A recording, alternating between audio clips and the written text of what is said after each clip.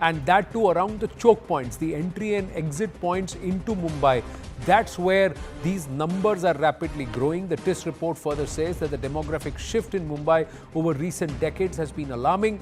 The Hindu population decreasing from 88% in 1961 to 66% in 2011, and several projections for 2051 estimate that Hindus could fall below 54%. Some even say that it could just hover around 50%. On the other hand, the Muslim population rising from 8% to 21% in the same period, that is between 1961 to 2011. The projections for 2051 estimate that the Muslim population would rise approximately to 30%, if not more. And this is not being alluded to the birth rate or the growth of the native Bharatiya Muslim population. This is purely because of the influx of illegals from Bangladesh and Myanmar. Now, here's why the influx is a huge problem. According to this 118-page TIS report published last year, the migrants fill up low-skilled jobs. This subsequently drives down the wages, sparking resentment among the local residents. Overcrowding in the Mumbai slums, like in areas like Govandi, Kurla, Mankhurd in Mumbai, creating a crisis of inadequate electricity, water supply. Public services like healthcare, education, sanitation also being hit. And apart from that, the shift creates significant changes in religious demographics, especially in areas with large concentration of Muslim immigrants from Bangladesh. These changes also create feelings of insecurity among local communities, creating social strife. Hindus feel challenged, threatened. Cultural identity and also the cultural ethos comes under challenge because they clearly don't embrace the cultural and the ethos here, the way of life here, and then they try and mold things their way. And of course, as these numbers swell, they also become electorally important and then start currying favor from local politicians who have to bend down because of the electoral might that they represent. The report adds that political entities often take advantage of these emotions by religious affiliation, and they use them as vote banks, and this polarization further impacts poll outcomes.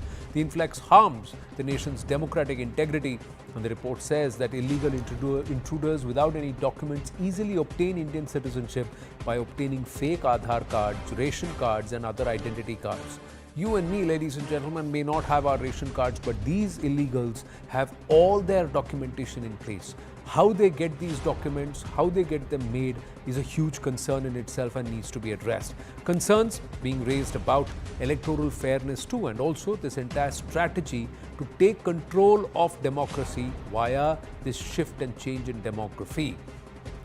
Let's go across to Pradeep Bhandari, national spokesperson of the BJP, C.S. Jha, leader of the Shiv Sena UBT with us, and Dr. Anand Ranganathan, author, columnist and also scientist, will be joining us. My namaste, Jai Hind, Jai Bharat to everybody. Now, but first up, C.S. Jha, this is a concern. One, somebody getting into somebody's house, stabbing and attempting to steal, targeting high-profile people. But secondly, if this is true, as the cops have indicated, that this person is not an Indian, he's an illegal immigrant. See, the problem and issue with regard to the influx of illegal immigrants into India is for running out for last 10 to 15 years. And if you see, the influx is from the border. The border is under the Home Ministry, everyone knows. And if they can't control the influx itself, even the most of the Bangladesh border has not been cordoned still, and it has not been basically under the jurisdiction of BSF, and the local police does not have any control on the influx. So this kind of situation is being erosion every now and then, and this influx is not being controlled by the ministry itself. It is not the situation that the state is in control of the borders. The Home Ministry is in control of the borders and they should control the influx. Second point is that illegal immigrants, if in India, it is not Mumbai, it is not Tamil Nadu, it is everywhere in every state the illegal immigrants have gathered. So this situation has to be also controlled. The control by the Home Ministry. The Home Ministry should advise all the local police to assess whether there are illegal immigrants in the area or not. So this is also not done. So this kind of discrepancies being done by the Home Ministry itself is causing the areas to be under a But crime. you think these people can settle? All right. One question is that how are these borders so porous and how are they getting in? But if there was no political patronage, do you think these people can seat themselves? What about See, the political patronage that is offered by local politicians to such elements? See, political patronage, if you see, the political patronage by the national running party is being given because the influx is being carried on. Now, the second thing is, if the local issue is there, then the local, who are the MLAs or who are the MPs responsible for it, they should be also coming under the radar. So they are not under the radar. Eventually, if you see Aadhaar card, PAN card, voter ID card, ration card, everything is getting manufactured. So there is a whole lot of link between political as well as Name state one political administration as party. well as Name one political party opposed to the current disposition across any state that has raised this issue at a mass scale. That has said that this country and this our place, our state is becoming a hub for illegal entities, and we want them out of this place. Please name one political party. If it is so rampant in Maharashtra and in Mumbai, this issue was raised by our party Shiv firstly, we have said that there is an influx of Bangladeshi in Maharashtra as well as in other states. You have said, have you agitated? Have you agitated? The amount of noise that was made for the metro shed, has that been made by the Shiv Sena UBT as far as illegal immigrants in Mumbai is concerned? The civic body is under the control of the Shiv Sena for the longest time. Civic body is not onto the situation to look after the influx. No, if there are eventually, the pressure is on the civic resources, na, Mr. Jha. I'm just asking you. Yes, let's ask the BJP. We'll ask the BJP questions. I'm asking you. In all these areas, as well as the state. Is Govandi not under the Brihan Mumbai Municipal Corporation? Is Kurla not under the Brihan Mumbai Municipal Corporation? Have there not been corporators from the Shiv Sena, from the NCP, from the Congress, from the BJP in the past, from these areas, in these areas? How many corporators, how many MLAs have actually created an Andolan, created ruckus that I have got illegals here, I want them out?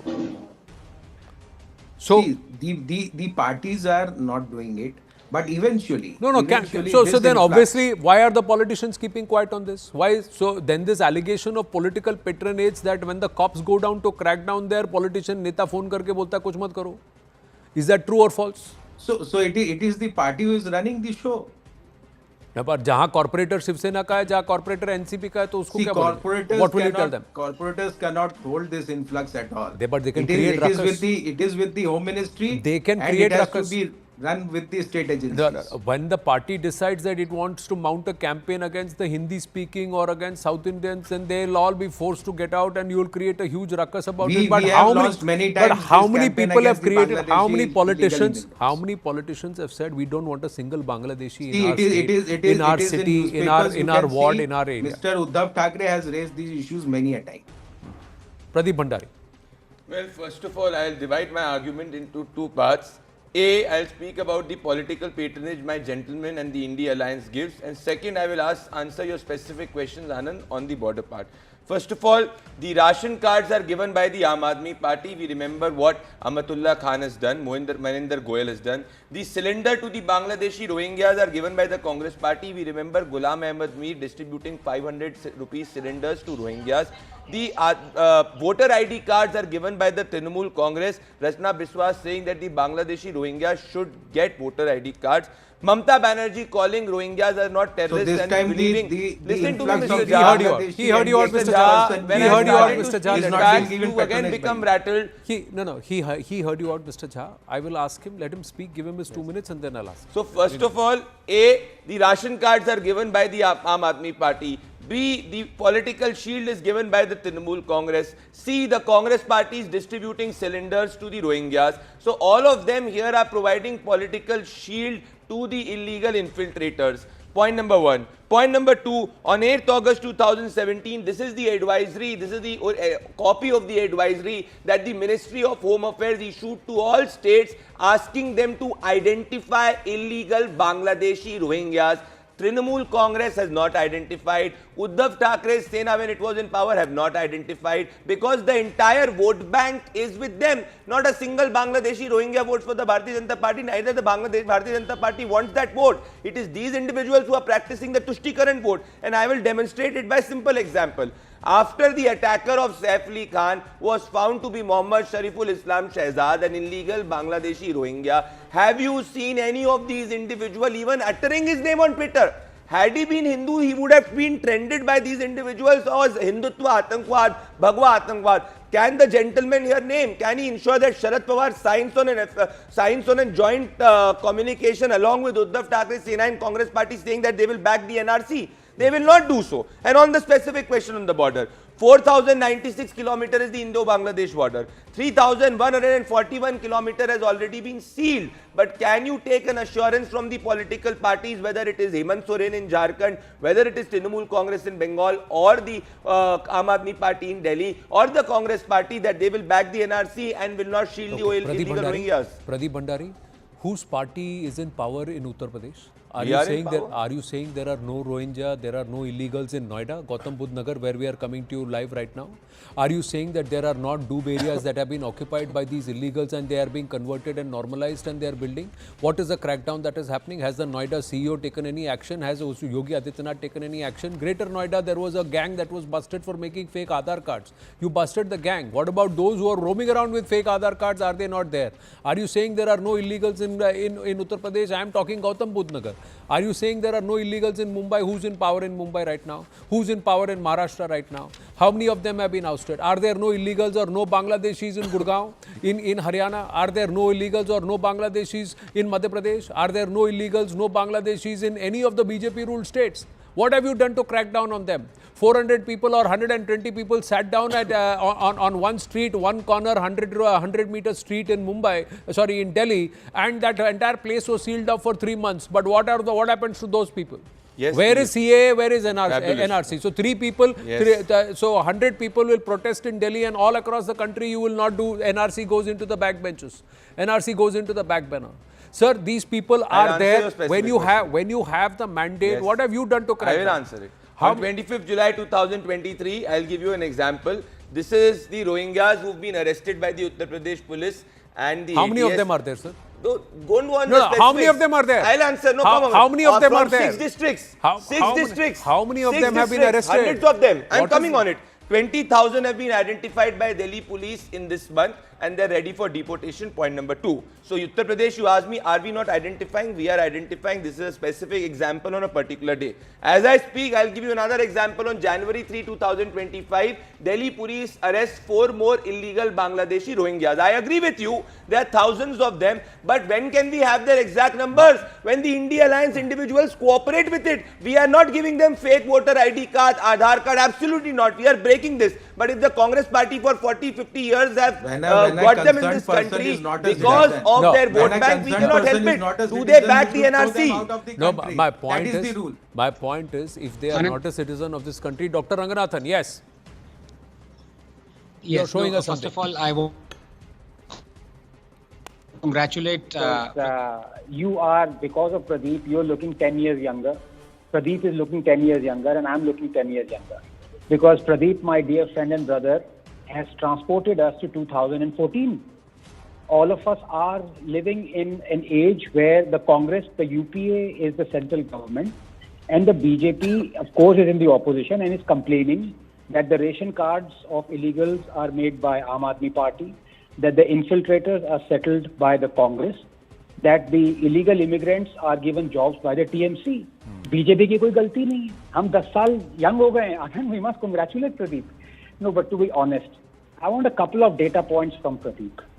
How in the last 10 years, how many illegal Bangladeshis have been deported by the central government? Deportation is in the hands of the central government, as is the BSF. Now, BSF border, I can agree to some extent that Pradeep is saying a lot of border has been sealed, whatever, although this is an excuse. But at least, Pradeep, give us the data. How many illegal immigrants have you deported? How many? Do you have that number? Is he answering? Are you asking me a specific question, or are you completing your argument? No, he's asking you. I'm asking you a specific question. I will demonstrate that in an example. In Delhi, we have deported more than 35,000 illegal Bangladeshi Rohingyas, point number 1. As I speak, Anand, if you just do a Google search, you will find that every day in Assam, illegal Bangladeshi Rohingyas are getting deported. Every second day in Tripura, illegal Bangladeshi Rohingyas are getting deported. But the entire data cannot be given, Anand. I will tell you why. Because the entire data can only be given when the states which have to provide and identify illegal Bangladeshi Rohingyas do so.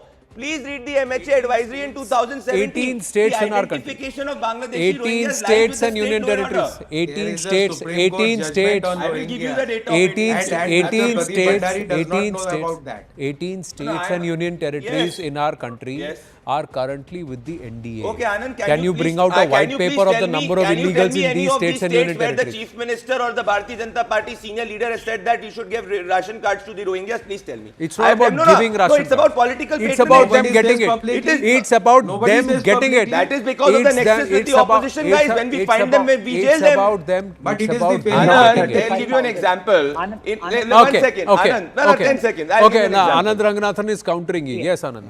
No, my dear Pradeep, not 35,000, but 132. That Yeah, is an old अपने data, orders of Anand. magnitude Anand, कम बता रहे हो Anand, यार। Anand, that's an old data. Go Please ahead give and me- read what the Delhi police did please 4 days give back. me- 18,000 have please give been me a government identified. communique where you are saying that 35,000 illegals have been deported from Delhi. They have, Impossible. no, they have just been identified, sir. They have not been identified, Anand. Yes. They have just been identified. See, the numbers are from Kashmir all the way to Kerala, Yeah. and from Kutch all the way to Kibitu in Arunachal Pradesh. You will find illegals all across the country, length and breadth of the country. My point is, does it take one Muhammad Ilyas, as he claimed his name to be, or Shehzad from Bangladesh, for him And to shall be I tell you what the caught, to be paradox caught is? for us to talk about this? No, on January Anand, 7th, I just Shehzad was want not, to take 30 Mohammed seconds. Shehzad Can was I- not caught. 14 illegal Bangladeshi were deported.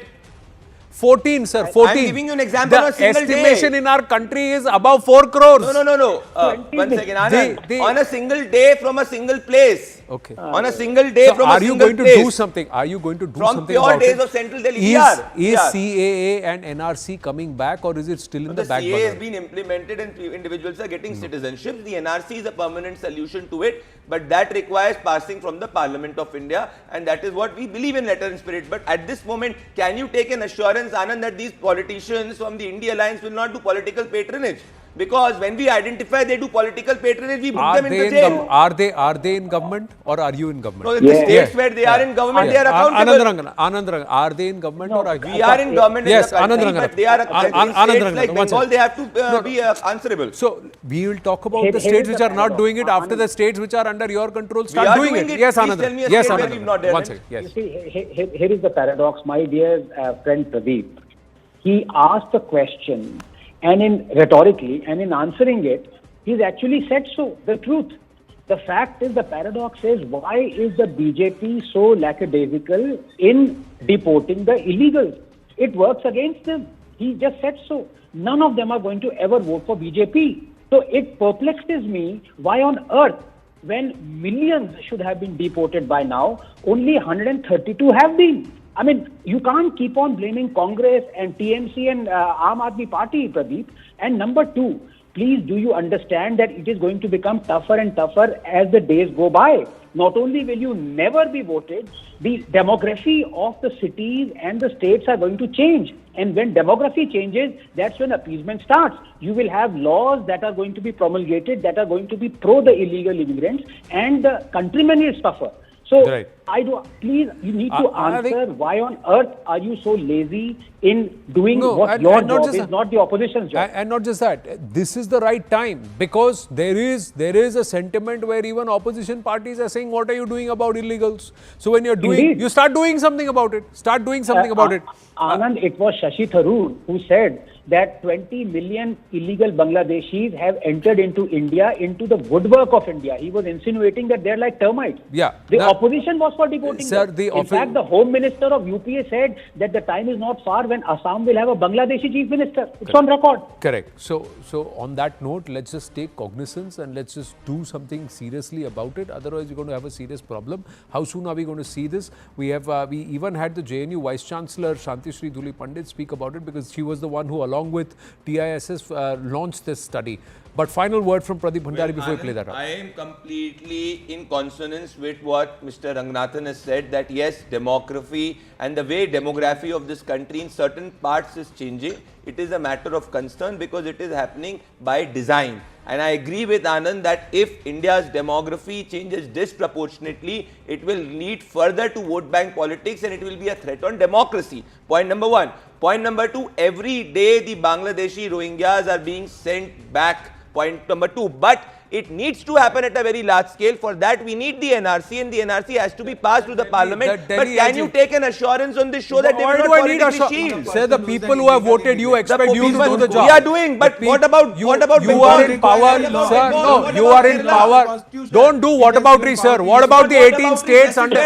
What about the 18 states and union territories under the control of the NDA? Do something about it. The Delhi LG has said organized syndicates. Bangladeshi Rohingya will get an Aadhaar card in these the Delhi LG has right now said that there are organized syndicates in Delhi also, and Delhi police comes under the aegis of the Lieutenant Governor and the central government. So do something about it. Okay, we're going to pause here. We're going to pause here.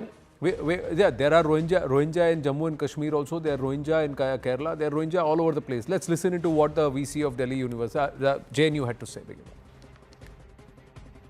Just a few months ago, if I believe September, October, the study was released, where you had done something in Maharashtra. Now, is this a real problem? Tell us a little bit about that study, because I went through it and you covered a lot of districts, didn't you?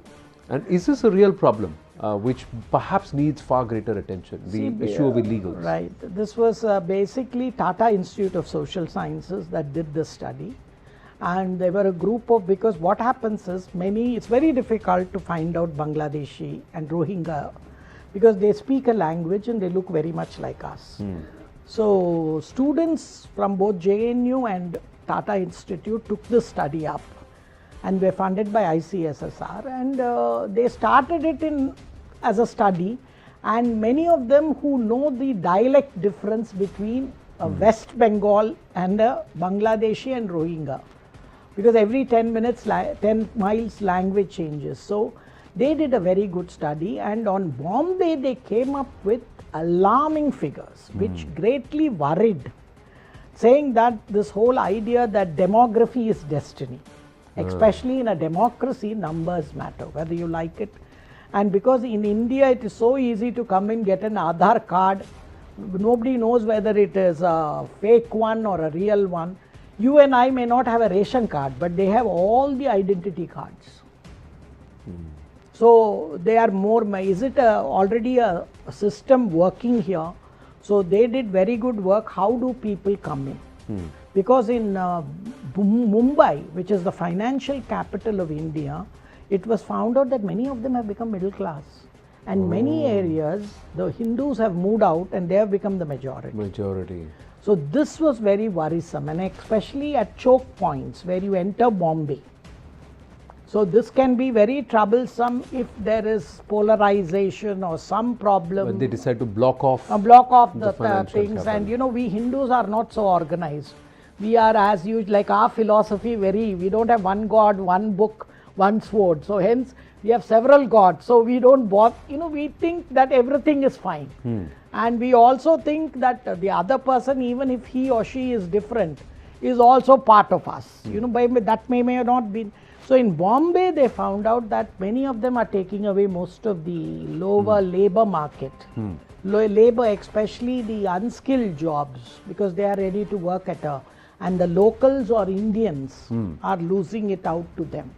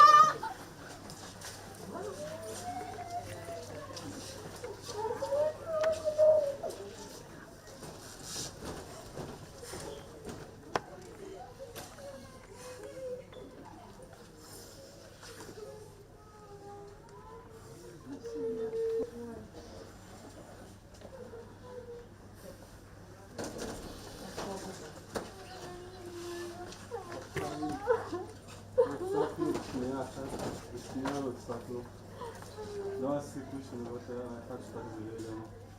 אין יום שלא חשבנו עליי, עשינו הכל מהבוקר עד הלילה רק להחזיר אותך אלינו.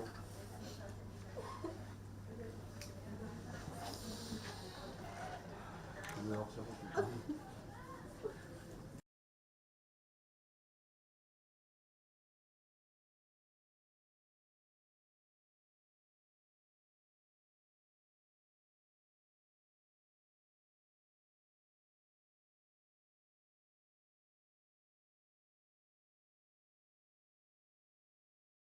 גל?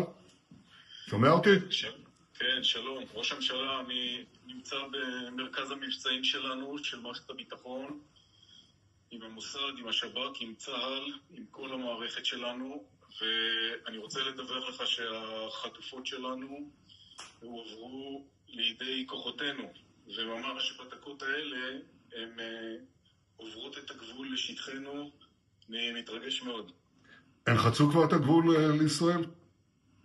זה ממש קורה בדקות האלה, עכשיו. אז ברגע שזה קורה, דווח לי שהן נמצאות בשטח המדינה שלנו. זה יום מאוד מרגש. אלה החטופות הראשונות בסבב הזה שאנחנו מחזירים הביתה, ואני מבקש גל שתמסור להן, לרומי, לדורון, לאמילי, עם שלם מחבק אתכם. ברוכות השבות הביתה.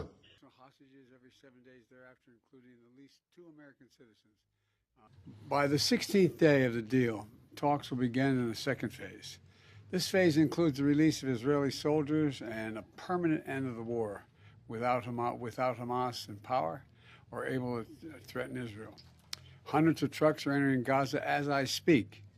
They're carrying assistance for civilians who suffered enormously from the war that Hamas started on October 7, 2023, nearly 15 months ago.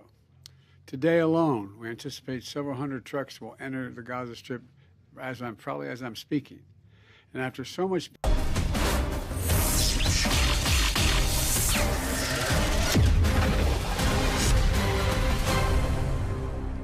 In a few hours from now, Donald Trump will be sworn in for his second term as the U.S. president. People have begun gathering outside the U.S. Capitol Rotunda building already, where President Donald Trump's inauguration is scheduled to take place. Sanjay Suri is joining us live. Sanjay, it's predicted to be a cold day with temperatures likely to hit -14. So, how are things? Well, that's not a prediction anymore. It's become an experience. It really is cold, and Trump decided to take a lot of the ceremonies indoors, and I could, for that reason, personally endorse one of his early decisions. One of the first times since 1985 that this is happening. What are the plans? What's going to happen? Take us through. And have people started gathering already? A few hours to go before the proceedings commence. You know, this is a big event in the U.S., certainly big for the Republicans and Trump supporters. And over the last couple of days, we've had tens of thousands of people who've come to Washington, D.C. to witness this event. And however cold it gets, they're here, they're going to be outdoors, there's going to be a parade, they're going to be there for all that they can see and be there for all that they can join. So there are a lot of people gathering here outside around the Congress. But of course, everything that's going to happen is going to happen within, and it's going to happen very fast. In fact, at historic speed. You might even say breakneck speed, because it's at 12 noon that Trump will be inaugurated. It would be the routine for a president to, after the inauguration, to go for the Senate lunch, then attend an event outside in town, then go to the Oval Office and begin to sign documents. Trump is not waiting that long. Straight after he is inaugurated, he is going to start issuing orders before lunch. And there are indications there could be between 100 and 200 such orders.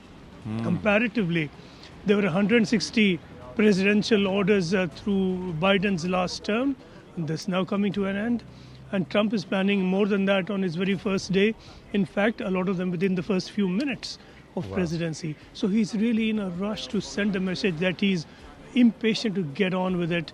The challenge will be to stay in this space through 4 years and to follow up on these decisions to see that they're implemented and not challenged to a point where they cannot be implemented. Well, Sanjay, it's a cold day. Stay safe and enjoy the proceedings. It's quite historic and landmark that you're present there in DC on a day when Donald Trump swears in for the second time as the President of the United States. Thank you for that, Sanjay. Going across straight to former Ambassador to the United States, Taranjit Singh Sandhu. Ambassador Sandhu, namaste. Thank you for your time. Trump is back at the Oval Office. What's in it for India? So, Anand, wonderful to be with you.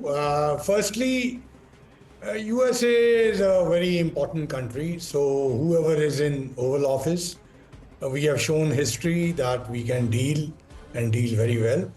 Well, in the case of President Trump, he is not new to us. You would recall he was the 45th president, and he undertook a very successful visit to India in February of 2020. And this time around, he is much more experienced. He's better prepared. And you can see it in the fact that he has already nominated a number of people. Yes. And in that, the two topmost security team, that is the NSA and the Secretary of State, they have had a relationship with us, and their understanding has been well known to us. So that's one part of him. The second part I would say is that, look, he's a successful businessman. At the end of the day, he cuts a deal. And I definitely recall him in the 1 year which I spent. There were occasions, and that's the second part. And the third part, if I may say, his much touted unpredictability. Right. There is actually a method in that. It's part of his strategy and part of his tactics. I think in the Middle East, you can see it just yesterday or day before. Right.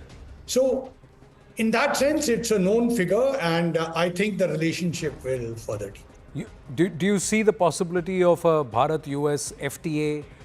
There are also concerns around tariffs. Are we likely to run into rough weather there? So again, Anand, we need to take a bigger picture, and there will be huge opportunities. I think if you look at any of the areas, whether you look at it in the strategic side, you see the Quad initiatives there. I don't know if you recall, but President Trump, before he bowed out, he actually presented one of the top medals of United States to Prime Minister Modi for his contribution to the relationship. And similarly, if you look at healthcare at that time, during the COVID, you will remember hydroxychloroquine. And on what we call is IT, digital startup, a lot of work was done. Energy. In fact, it'll be important to remember that the LNG relationship between United States and India actually started during President Trump's time. Right. And it's gone on more than $10 billion. Right. And it has helped us to balance our feed in and get some independence on this. And finally, on education and knowledge partnership, there are, Indian students bring value addition to the United States. And in fact, much is touted, but people have forgotten that during the campaign, President Trump did say that people who have qualifications and who are studying in the United States should be treated differently. So, look, you are right. I mean, there will be challenges. In any democratic relationship, there would be. There were always challenges earlier too. So, trade and tariffs will be one of the areas. But again, as I mentioned right in the beginning, always remember that he's someone you can cut a deal with. And this relationship is much, much deeper. Well, he addressed the H-1B concerns there, but can we cut a deal with respect to security concerns? The K extremism, Canada's behavior, Bangladesh? So, I would say that security and strategic side is going to be important for President Trump. And some of the challenges which he's going to face worldwide is on which India has a very clear position. So there would be partnership there. I have no doubt on that. Now, as far as K and other issues are concerned, again, I would put it in perspective. There is a tendency to put them very high in the list. Yes. And I would only point to recently the visit of the outgoing NSA. I think he also acknowledged that the relationship between the United States and India, it's much deeper. And in my understanding, this is only part of the process. In fact, if you see the handling of the issue by United States and Canada, that itself speaks for it. So I think this is only going to be a small aspect, and it will be rightfully sorted out.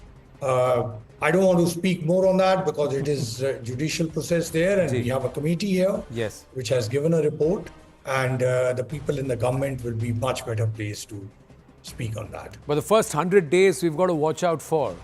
So is Trump going to keep us busy? We will be in good shape, and US-India partnership will go deeper. Well, look forward to that, Ambassador Sandhu. Always a pleasure speaking with you. Thank you very much. We've just got news coming in, going quickly across to that. The Waqf Bill could see light and discussion and debate clause by clause in the upcoming session of Parliament. Payal Mehta with us with the details. Yes, Payal. Anand, the committee which has been examining the bill for the last 6 months or so, Anand, they're expected to submit their report before Parliament in the upcoming budget session of Parliament is what we're given to understand, the first part of the budget session, for which a clause by clause discussion will take place on the 24th and 25th of January, which means that once the clause by clause discussion takes place, then the report is adopted by the committee, and then the report is submitted before Parliament.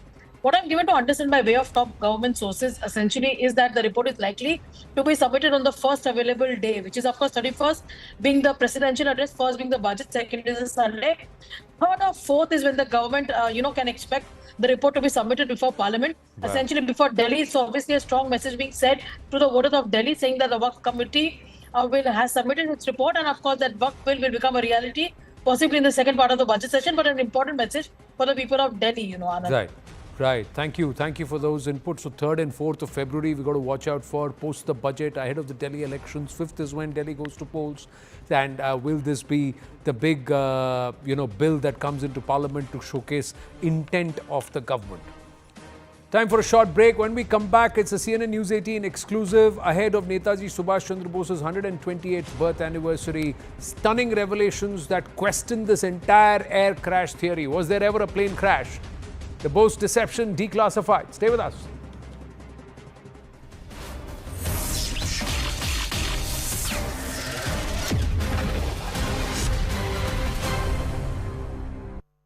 Go Power.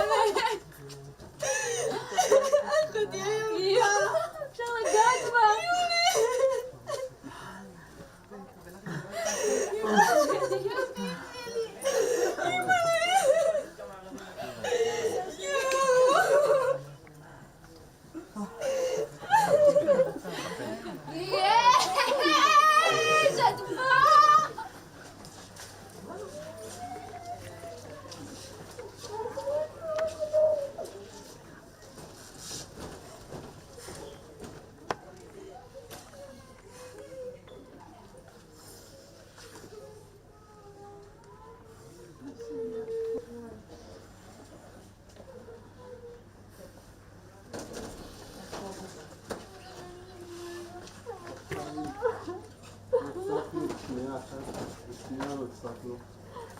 לא היה סיכוי שנוותר על האחד שתחזירי אלינו. אין יום שלא חשבנו עלייך, עשינו הכל מהבוקר עד הלילה רק להחזיר אותך אלינו.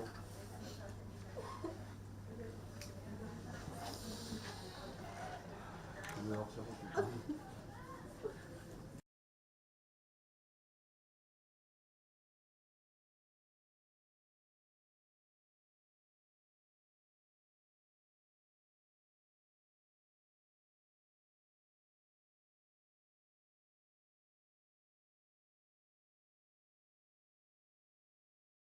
גל, שומע אותי?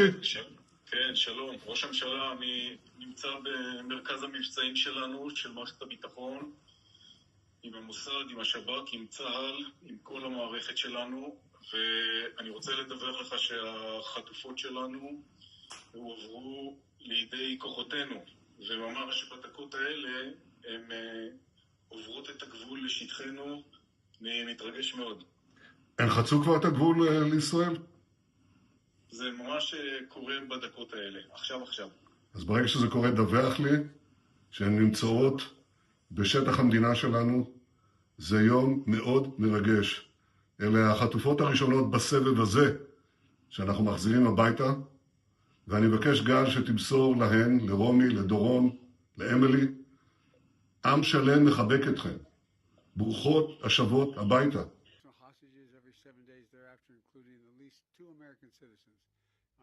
By the 16th day of the deal, talks will begin in the second phase. This phase includes the release of Israeli soldiers and a permanent end of the war without Hamas in power or able to threaten Israel. Hundreds of trucks are entering Gaza as I speak. They're carrying assistance for civilians who suffered enormously from the war that Hamas started on October 7, 2023, nearly 15 months ago. Today alone, we anticipate several hundred trucks will enter the Gaza Strip as I'm speaking. And after so much pain, destruction, loss of life, today the guns in Gaza have gone silent. Bring them home! Bring them!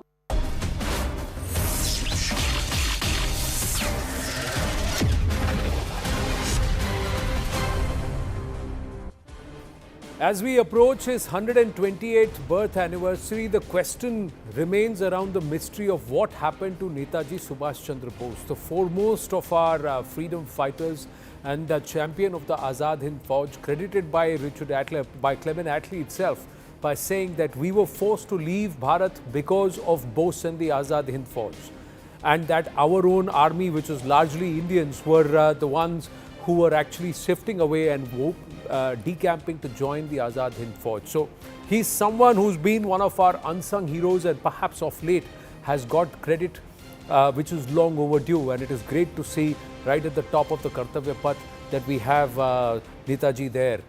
But this question of did he die on the 18th of August 1945? This remains perhaps the biggest unsolved mystery.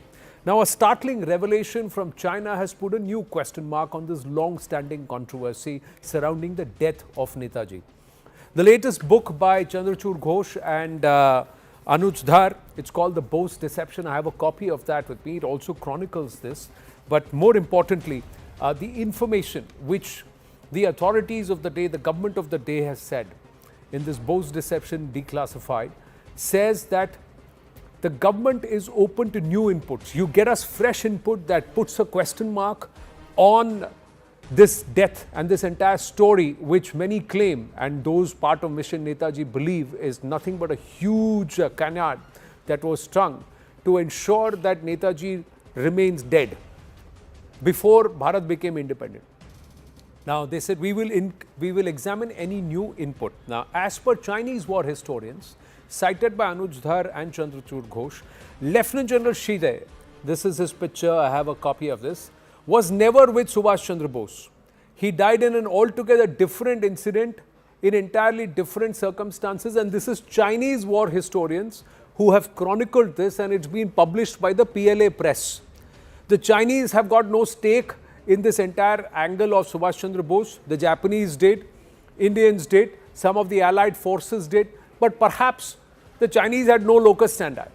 The Japanese claim of Bose and Shide's death at the same place in Formosa, in Taiwan, was upheld in 2006 by the Manmohan Singh government. That government did so after it rejected the finding of the commission led by the former Supreme Court Judge Justice Mukherjee, Justice M.K. Mukherjee, that the Japanese circulated a fake news of Subhash Bose's death to provide cover for his escape towards Soviet Russia via Manchuria and eventually end up in Russia. Now, Justice Mukherjee evidenced that the body of a Japanese soldier was passed off as that of Bose as part of this plan. He further evidenced in his report that Shide's death was also not proven. In view of the details given by Chinese historians, Anuj Dhar and Chandrachud Ghosh believe that Shide's death was made use of by the Japanese as a cover for Subhash Bose's escape towards Soviet Russia.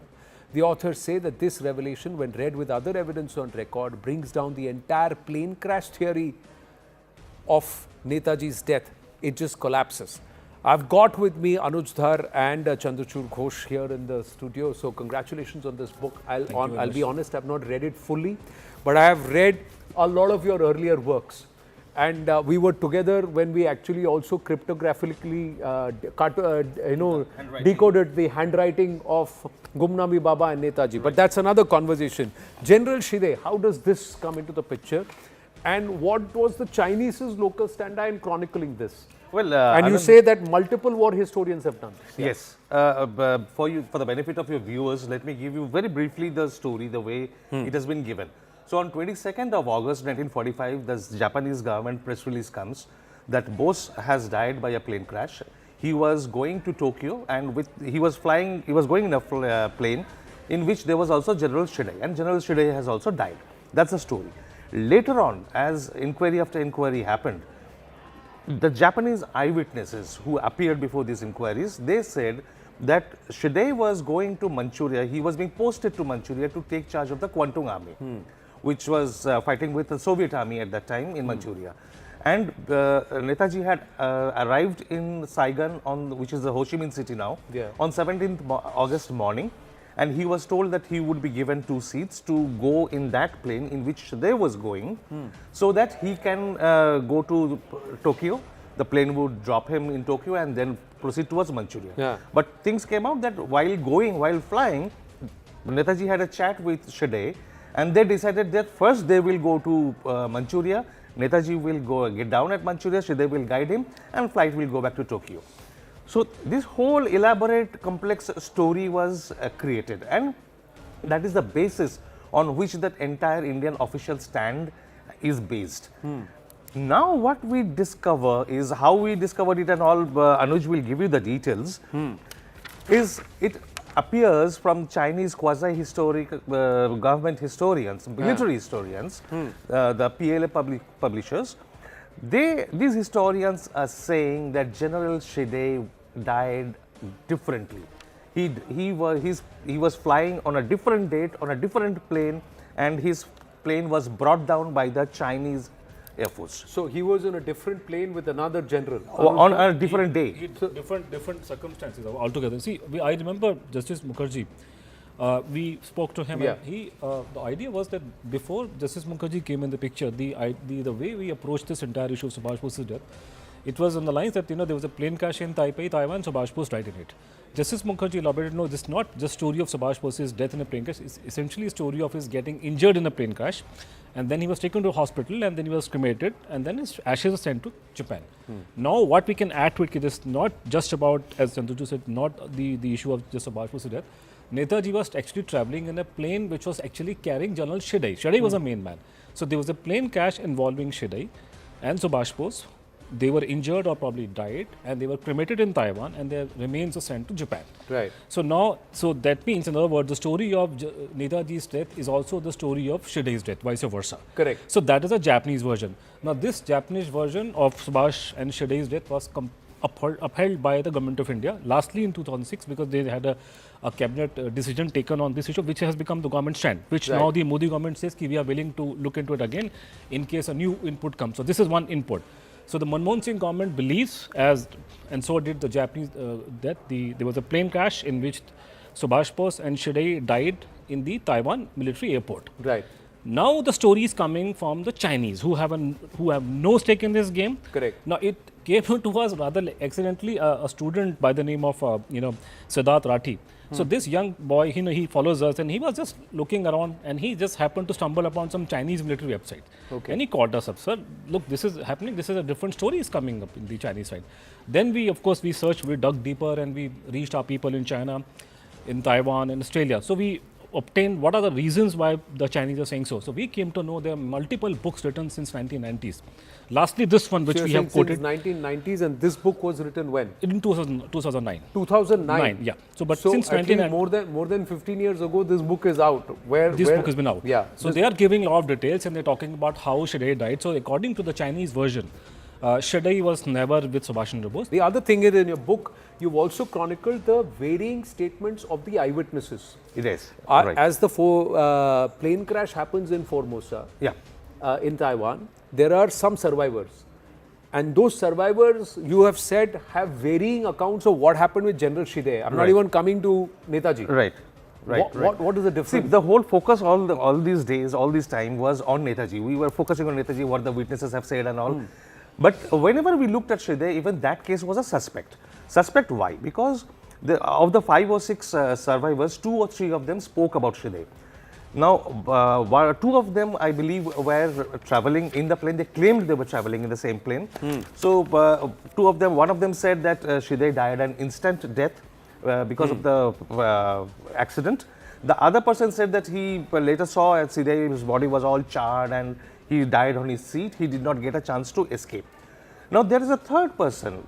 One of these persons also said that one said he died instantly, another said that his body was brought to the hospital when Netaji was treated. Okay. But he did not know what happened to him after that. So, one person sees Shedai die instantly. The second person sees Shedai's body being brought to the hospital. There is a third person who was in charge of the airport security of the Taiwanese army. He said that when I went to the site and looked into the aircraft, I saw Shedai sitting there, his whole body charred. We took out his entrails and we buried the entrails in the airport. No, but if they buried the entrails, how did Shedai's ashes that is the biggest Japan? question. So, if Shedai's entrails were buried, how did they get the ashes? Did any of them talk about Netaji? Yes, they did. And they contradicted themselves at different points of time. When they spoke, one person spoke in 50, 56, 60 or 70. Constantly he contradicted himself. And moreover, each of them contradicted each other. Each of them for example, the gentleman who said, I saw Shedai and Subhash was brought to the hospital, I was also there. The doctor said, no, Shedai was not brought here. So, doctor said Shedai was not brought there. The other thing is the death certificate issued by the Japanese. There was no death certificate. It was citation it was for a citation. honor. A medal was given to him. In 1947, not even contemporary. And there is no proof that Shedai and Subhash Bose arrived in Taiwan together because nobody received them. There is no proof of Shedai being taken to the hospital. Only some statements are not believable. There is no proof of the cremation. There is no proof of because there is no death certificates. There are all, first of all, people try to confuse by saying, these records must have been destroyed. Now, this is an Indian invention.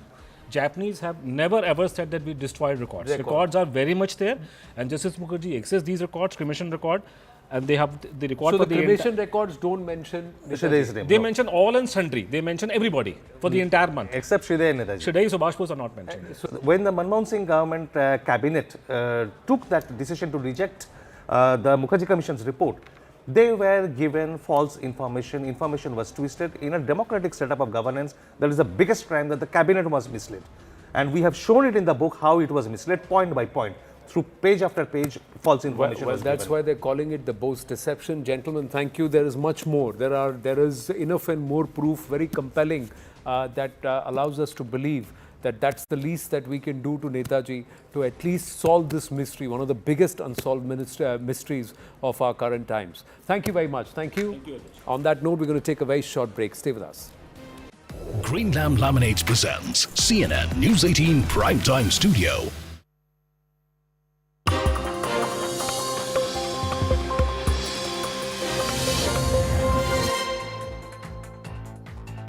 Good evening, you're watching Brass Tacks with me, Zaka Jacob. We're coming to you live from the CNN News 18 Primetime Studio, presented by Green Lamb Laminates. Donald Trump will shortly be sworn in as the 47th President of the United States. He will become the oldest man in history to be inaugurated as the US President at 78 years of age. This is his second and most likely his last term. US presidents can't be in office for more than 2 terms. He has already unveiled an expansive agenda, from immigration to trade to very costly tariffs from countries like China, and of course dealing with social and cultural issues like the woke virus, as he puts it. In fact, he has said that he's going to sign as many as 100 executive orders, which are like ordinances here in India, which can be passed without it going to the Congress and without it becoming a bill. 100 executive orders covering an array of issues, from immigration to trade, to deregulation. But on the international arena, he has his plate full, Donald Trump. There are 2 ongoing wars in Gaza and Ukraine. Just ahead of the inauguration ceremony on the 20th, which is today, there was a big fillip in the form of a temporary truce announced by both Israel and Hamas.